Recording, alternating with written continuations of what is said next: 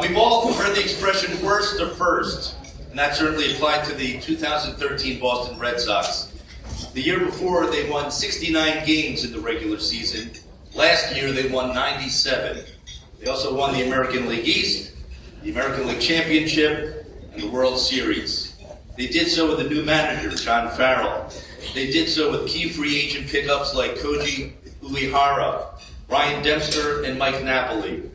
Matched them with players like David Ortiz, Justin Pedroia, John Lester, Clay Buchholz, and you can see all those L's turn to W's.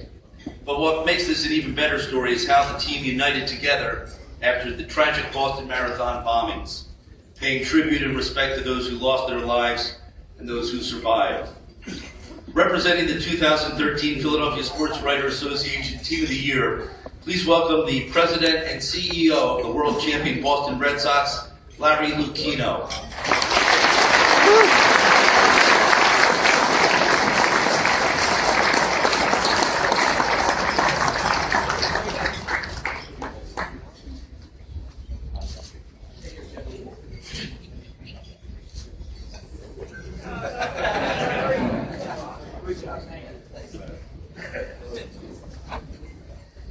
Thank you, Jeff. Sorry to follow that very funny introduction, but you see, with that kind of versatility, now you understand why many of us think that Jeff Ash, the anchorman at KYW News Radio, is probably the best radio anchorman in America in his particular price range. On behalf of a very grateful Red Sox nation, I am here to say thank you, not just for myself, but also for the entirety of our front office, for our ownership led by John Henry and Tom Warner, from everyone in the clubhouse. This is a great honor for us in so many ways. This one was special. I've had the great good fortune, and indeed I should add very quickly the great good luck, to be on connected to five pennant-winning teams and 4 World Series winners, and 3 in the last 10 years in Boston. But this one was special. This one was different. It was different because this team came together in the most trying of circumstances. The worst to first is one element of it, to be sure. But what's different about 2013 was, of course, the tragedy of the Boston Marathon, and the way the city came together, and the way the sports played a role, and not just the Red Sox, but every sports team up there. The finest thing that a sports team can do, in my opinion, is to be an active participant in the community, and to do what it can to unify a community, to bring that community together, to help the community heal, help make it a fairer, more humane community. Sports teams get a lot of attention. We get a lot of notoriety. We get a lot of loyalty. It's important that sports teams recognize that loyalty and affection are two-way streets, and you've got to give it back as well. You heard from Jeff a lot of the mention of some of the great players who played for us this year, and the tremendous managing job we got from John Farrell.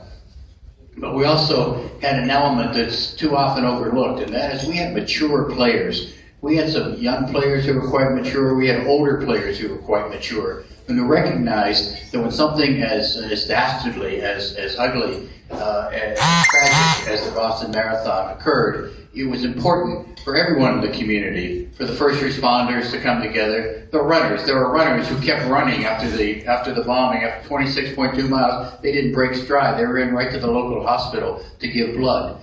There were the doctors and nurses and people who came together. The first responders were extraordinary and brave. And our players were old enough, mature enough, concerned enough that they came together and did a number of things. They wore Boston on their uniform instead of the home uniform that ordinarily said Red Sox. They asked that it say Boston, even though we were playing at home. They put together a 617 uniform that had where the name of the play would be. It said 617 and it said Boston Strong on it. They went out to the hospitals unannounced and without our coordinating it whatsoever. They insisted on doing it on their own so it could be private. And they went to the hospitals to see the hundreds of people who were maimed and injured from the bombing.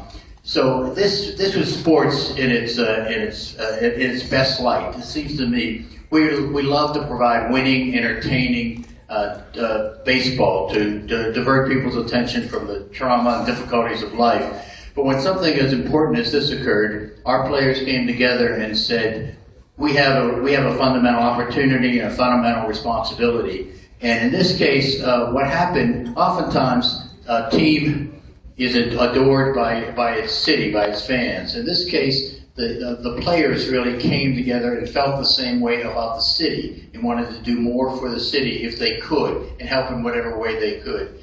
And I think that maybe it's because of that extra dimension, the extra motivation it gave our players to win on behalf of something bigger than themselves. They wanted to help the healing process, as we all did, but they had a vehicle that was to provide the right kind of baseball and to win for people who had suffered a great deal earlier that year. It was a fun year. I don't mean to say it was all this heroic sacrifice, but it was undeniably a championship that was different than the others because it showed sports at its finest, players at their finest and most unselfish. So it's because of all of that we are especially pleased to come here to this place, to the oldest sports writers organization in America, and to say thank you very much. I want to say thank you to a couple of people as well. I think it was Carrie O'Connor and Rich Westcott were among the people who were instrumental in recognizing the Red Sox for the 2013 performance on and off the field. My friend Bill Warrendale is an old friend who also urged us to accept this award with. By being here today, and I'm proud to do that again on behalf of everyone in the organization.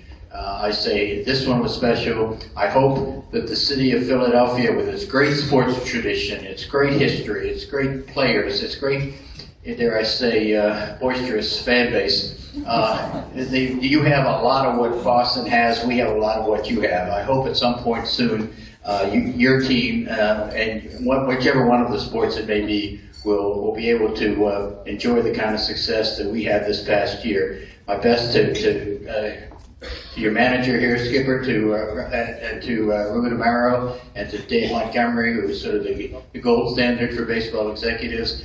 There is a great history to Philadelphia sports. There's a great future to Philadelphia sports.